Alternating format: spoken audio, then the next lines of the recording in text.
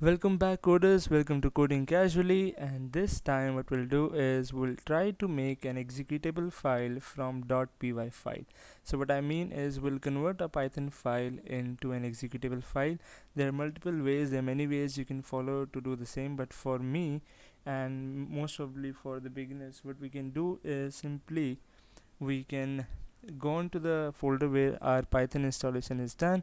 For me, I have Anaconda installed, and there is a folder called scripts. In that, you open up that folder, copy the location from here, and press window R on your system. So the moment you'll press window R and write cmd, you can write cd, which is change directory, and paste the location of the scripts.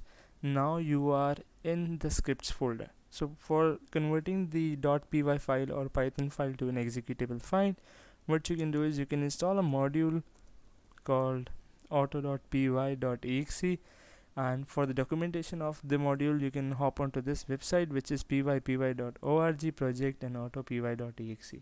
You can simply copy this and you can come here, you can paste it. I've already installed it on my system, so it will say that I've already installed it, but if you haven't, then it will install it for you. So the moment you've installed it, please be on the same folder itself and then write the auto-py-dot2-exe and press enter. It will open the GUI for you.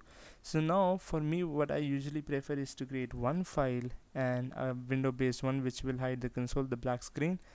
Choose the file that you want to convert.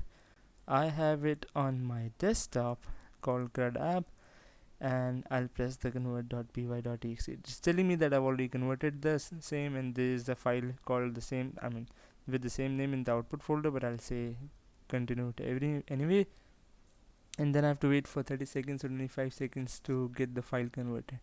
Generally, most of the people will follow the same method, which is .py to executable file through auto-py.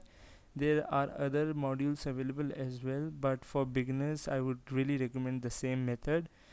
There is no problem, there is no much of the console in this method. There is a GUI, you can simply select the file and you can go forward in creating the Python executable file for your .py files. The moment it will happen, you can hop on to the output folder. The output folder will look like this. There is this application that I've converted, and within 1 or 2 seconds the application will get open. Let's wait for the application to get open, and we have this file. It works perfectly fine, the way that I want it to work, and this is how you create a Python executable file without any problem. If you really like the video, please press the like button and subscribe to the channel. Thank you.